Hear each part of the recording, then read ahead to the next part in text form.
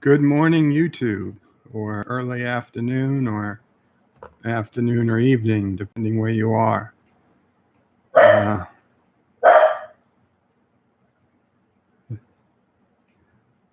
hey, Luke, nice to see you.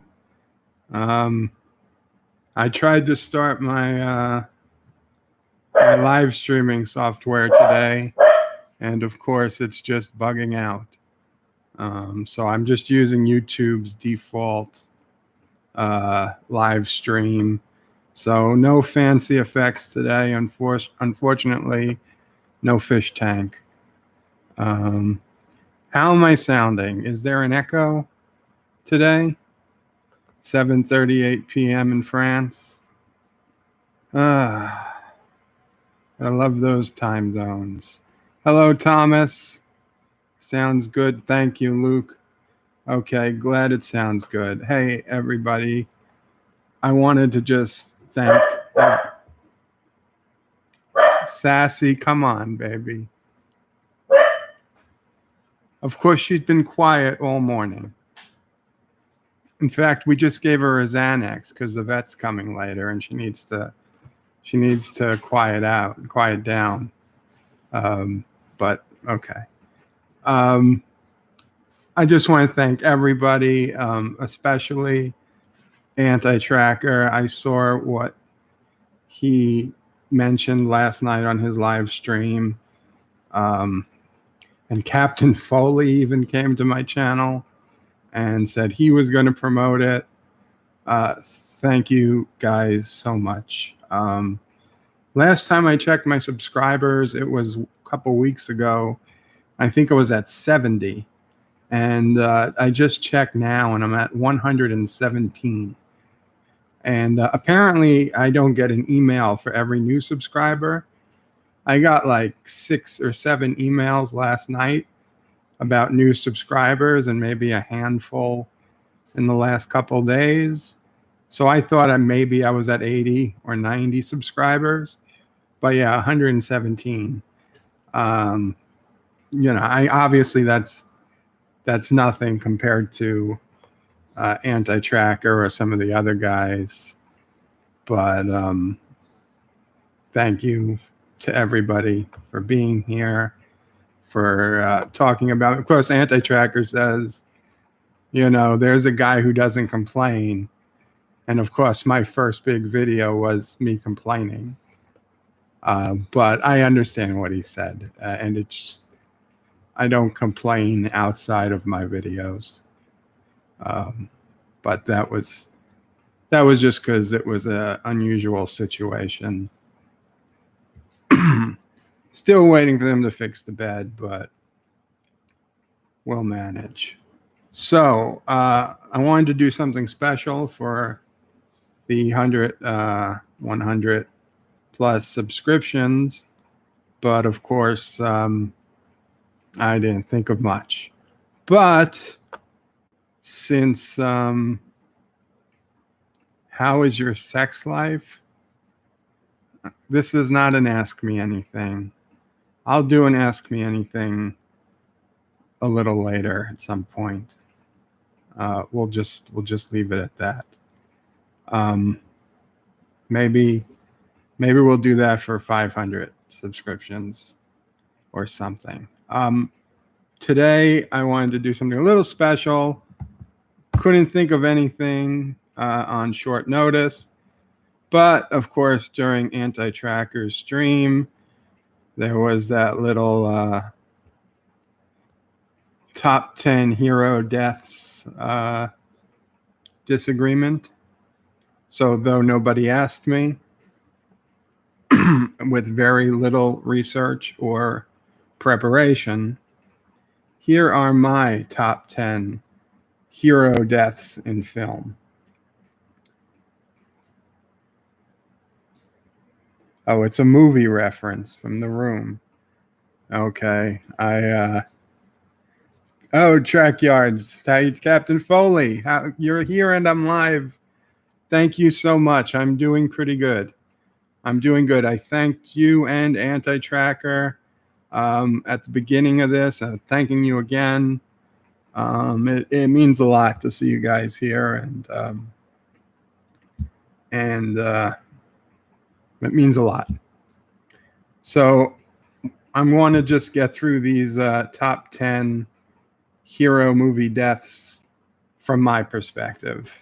Nobody asked, but so what? That's why we have YouTube channels.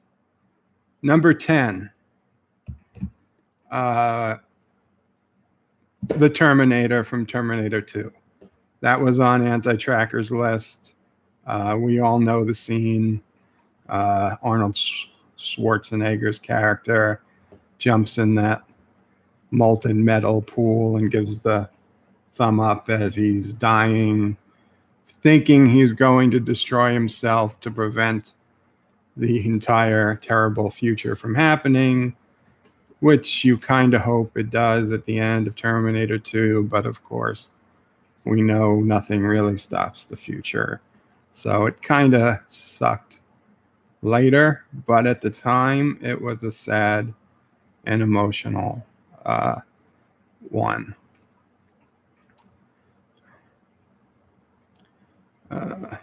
Video idea for you. Title would be How Klingon Philosophy Helped Me Going Through Life. Qapla'. Luke, that's actually that's a tough one. It's a tough one if you remember the TNG episode where Worf gets paralyzed. And that one hits home pretty hard. It hits home pretty hard. He, if you remember, he basically feels his life is over. If he can't be a Klingon, he'd rather not live at all. He asks Riker to kill him in a Klingon ceremony. But of course, Riker refuses, and then he decides, he reads up on it, and he says, oh, it's the oldest son's job. And of course, Worf can't. Well, Alexander is actually a child, so I doubt the child is supposed to do it, but Worf won't put him through it. And then, of course, through the magic of TNG, I think that was a season finale or near a season finale. By next season, Worf is walking and perfectly fine, even though he was basically going to be in a wheelchair like Pike earlier in the episode. But that episode hits home.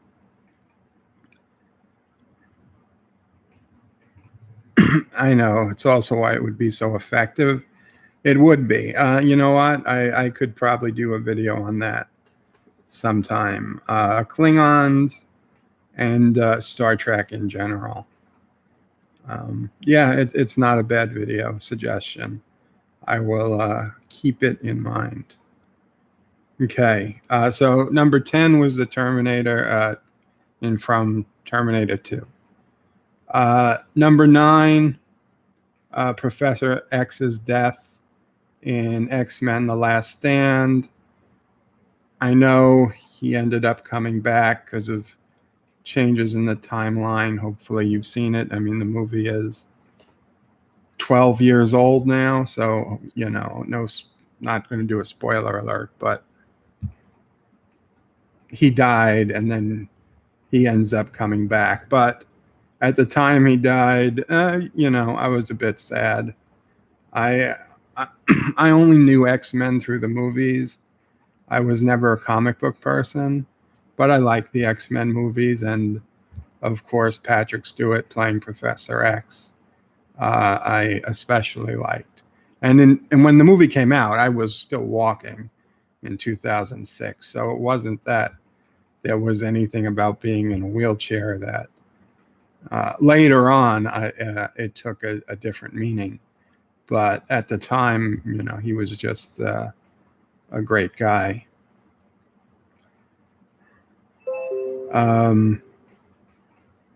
Number 8.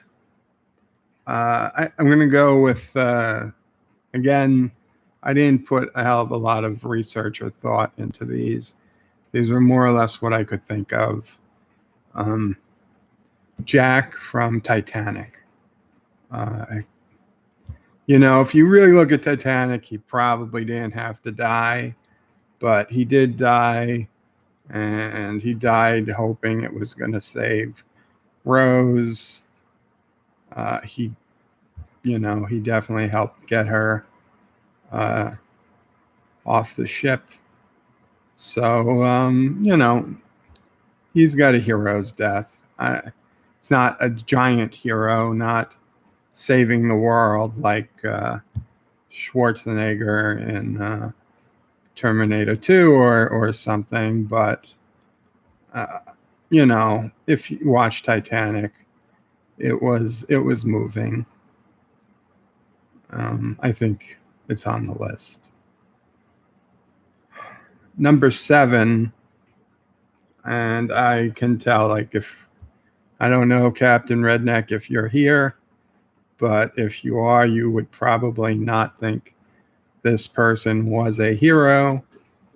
But from Forrest Gump's mom, and she was a hero. She was a hero to Forrest.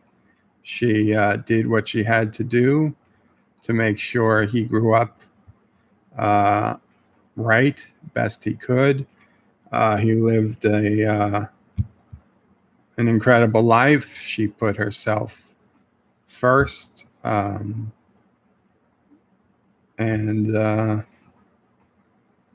she was a hero. And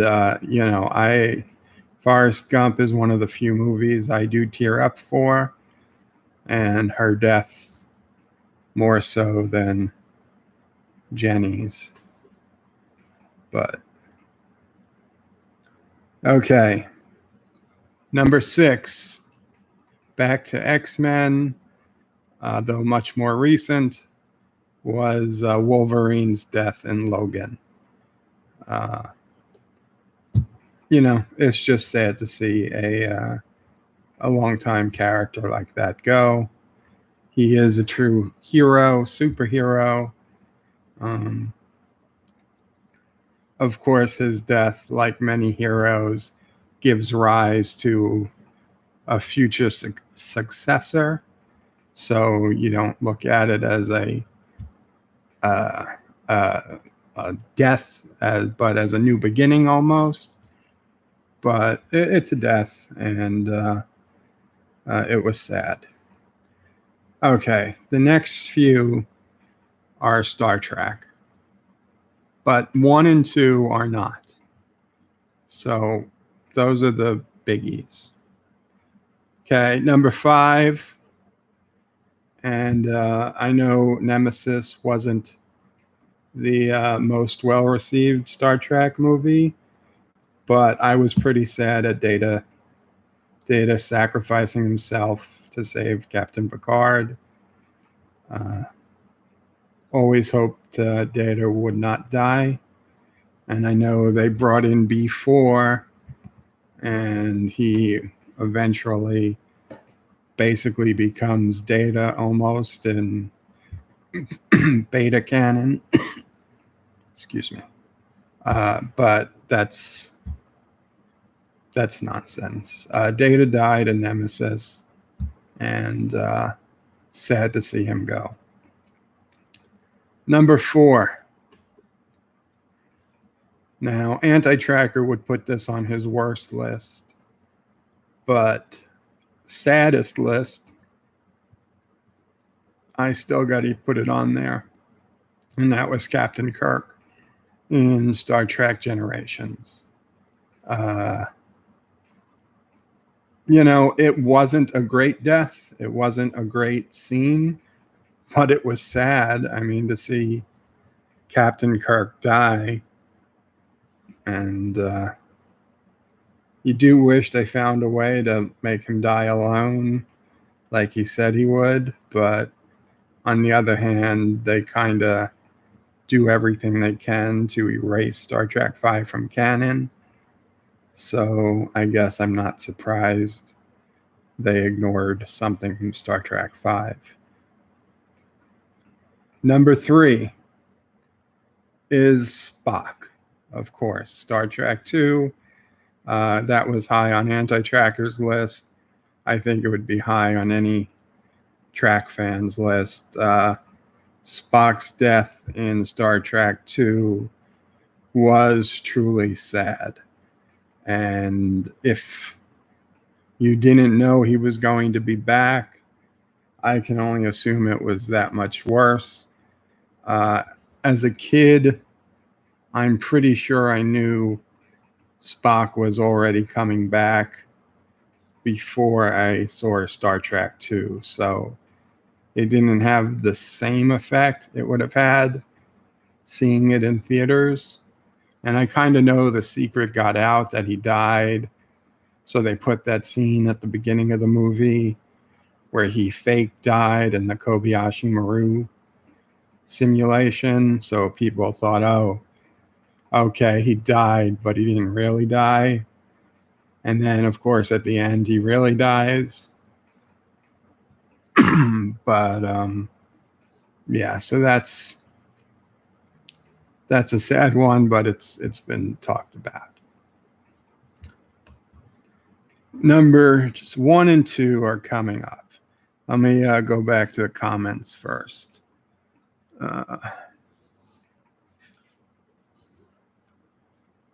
Jack was murder. Jack's death is indeed quite effective so long as you suspend your disbelief and don't nitpick the floating door thing. That's true. Thomas Potts says Jack was murder. I don't know if it's murdered or a murderer. I'm not sure which. And I'm not sure I'd agree with either, but it's been a while since I saw Titanic. I'm going to be honest. I'm not going to defend either position too strongly. Luke says Data's death should have been done better. It felt too much like Spock's death, the way they did it. Yeah, to a point. Also in the JJ track and Into Darkness, the way they reversed Kirk and Spock's death in the engine room or whatever that was. But they all are going to Spock's death as a way to do it because it was done so well. I mean, you don't want to mess with perfection, so you try to copy it. It's natural. Peter Quinn, hey, Birdo Prey 5. Hey, Peter. Nice to see you. Thanks for coming by. Thomas Potts, Spock is number 1 for me, even though I was born years later. I could totally understand that. He's definitely up there. Hub Jeep. Oh my God. Now, nobody else will know who Hub Jeep is, but Hub Jeep is one of my friends from my web forum, but he hasn't even been around for a while. But he actually came to see me in the hospital back in 2009 when I was originally sick. He came by a few times, I believe. So Hub, it's great to see you. He's just finishing lunch, has to get back out to blow leaves. Yeah, I imagine you do. I can only imagine the amount of leaves you have, Hub. If you missed me, I'm sorry. I hope you do hear this later if you've already signed off. Really glad to hear from you. We've been worried. Say hello if you get a chance. That's JUOT. Luke Favark, I am on a weird spot. Since my first entry to Star Trek was Star Trek III: The Search for Spock. Yeah, like I said, I don't remember if I saw Star Trek II in theaters. If I did, I was too young to know what was going on. I probably saw Star Trek 2 on VHS. And I'd probably already known about the events in Star Trek 3 when I saw it, because I don't have that feeling of dread that he's dead forever, but I can understand why some would. And Anti-Tracker said he kind of wished that Spock's character remained dead. And, he was old enough to kind of remember seeing that for the first time. So if that's his opinion, I respect it, but I respectfully disagree. I am very happy they brought Spock back. I couldn't imagine being a track fan without Spock for the next 20 plus years.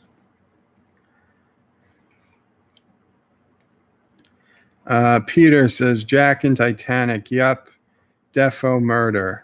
Plenty of space for 2 on there. Oh, yeah, okay. In that respect, he probably, I don't know if it's murder, because it's not like he tried hard to get on or anything. Thomas Potts, I felt nothing when they killed Kirk and JJ.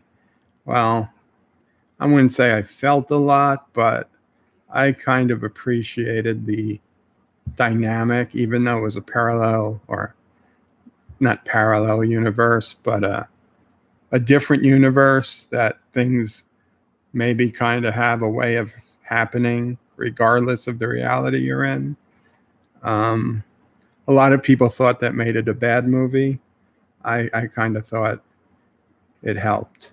And I kind of would have hoped that Star Trek 4 would have been one where they go back in time again to kind of parallel the voyage home, not look for whales this time, but for some other reason. Of course, it doesn't appear that that's going to be happening in Star Trek 4, if a Star Trek 4 ever happens.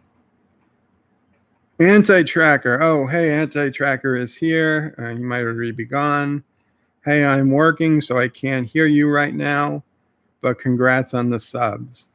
In that case, Anti-Tracker, you can't hear me. I will use some type of sign language that I assume you understand.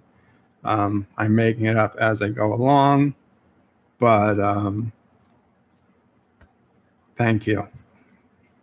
And I appreciate everything you've done for me. Luke, don't get me wrong, I still find it super effective, but not in a teardrop kind of way. I admire the beauty of the scene. I don't feel as connected to Spock as I could be. Sure, that's true. Me poo, yep, me poo. Great list. Me poo. Wow, you know how to sign language? No, I don't, Luke. As I said, I'm completely making this up as I go along. I have no idea what these signs mean, unless somebody gave me some type of secret sign language powers. They mean absolutely nothing. And in fact, these 3 fingers don't even move. So even if I could sign language, I'd be like trying to talk like this, I suppose. It would be meaningless.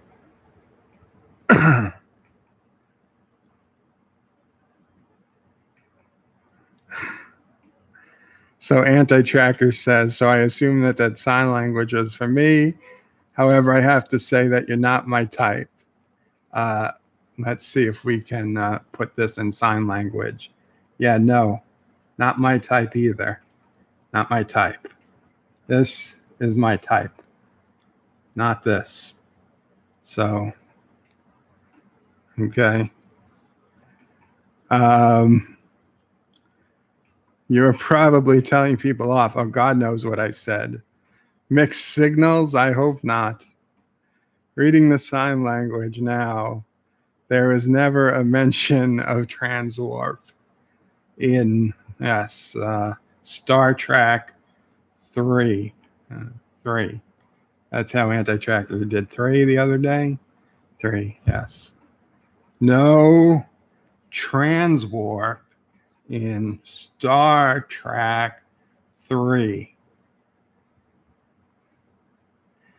Okay. But seriously, let's get to the heroes' deaths. Number 2 and number 1. Number 2,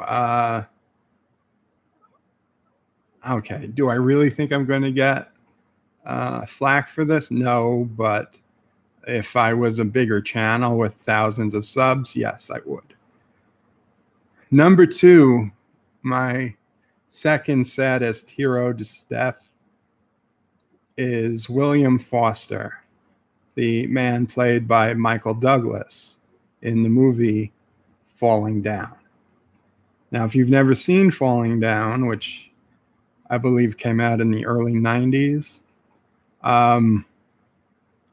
Foster is just a recently divorced father who doesn't have custody of his daughter. He has a piece of crap car. He gets stuck in crazy traffic. He gets fired from his job. His wife won't let him see the kid. And he has like a breakdown. He has a breakdown. But up until that point, he was a member of society that just was not kind to him.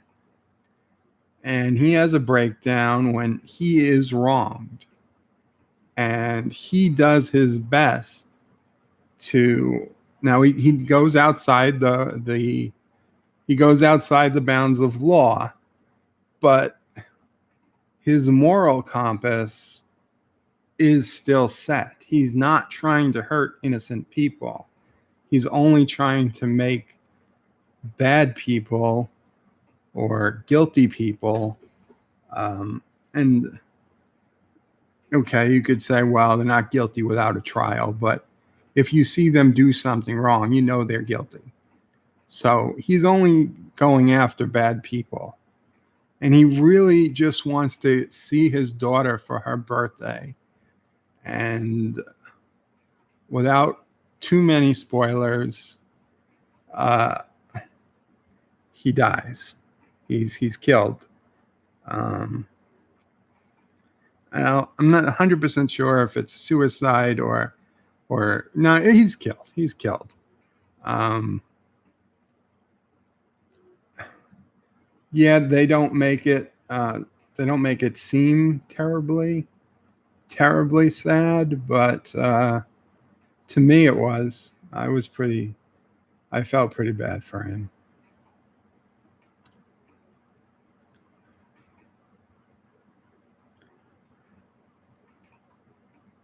Falling Down is a fantastic movie. It is, Captain Foley. I loved Falling Down. I still do. The classic scene, the kid thinks he's on a movie set and he doesn't know how to fire a bazooka or something, and a kid comes and shows him how to do it.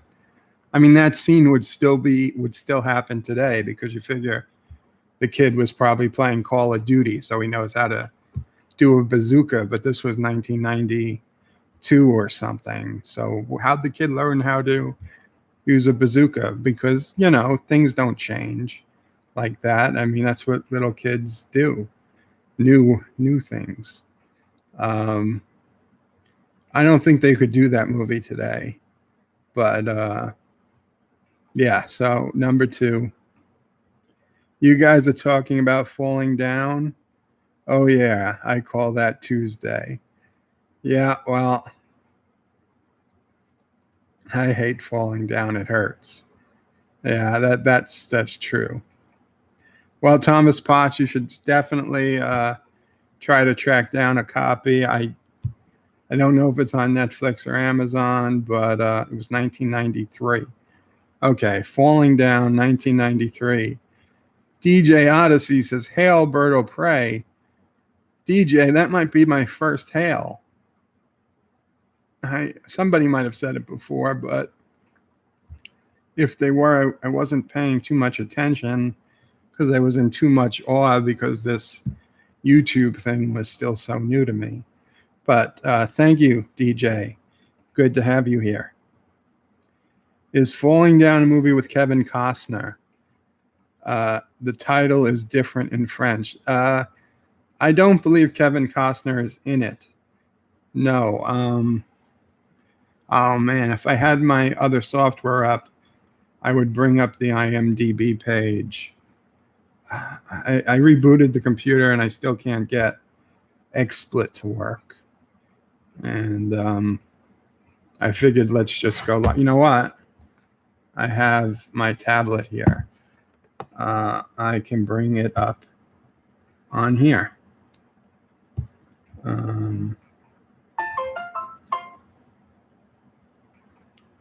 Okay.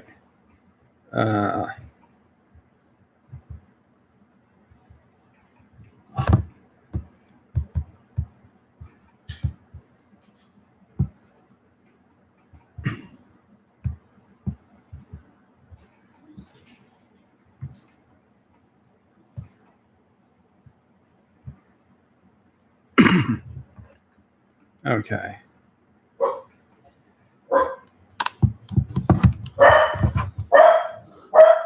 Sassy girl. That is my beagle. Okay, guys, I have to cut this short. I will come back. But number one, the number one pick for me, it's Turner and Hooch. Turner and Hooch, the saddest hero movie death. Hooch was a hero, and Hooch died. We will have to come back to this later. Take care, you guys. I'm very sorry I had to end the stream early.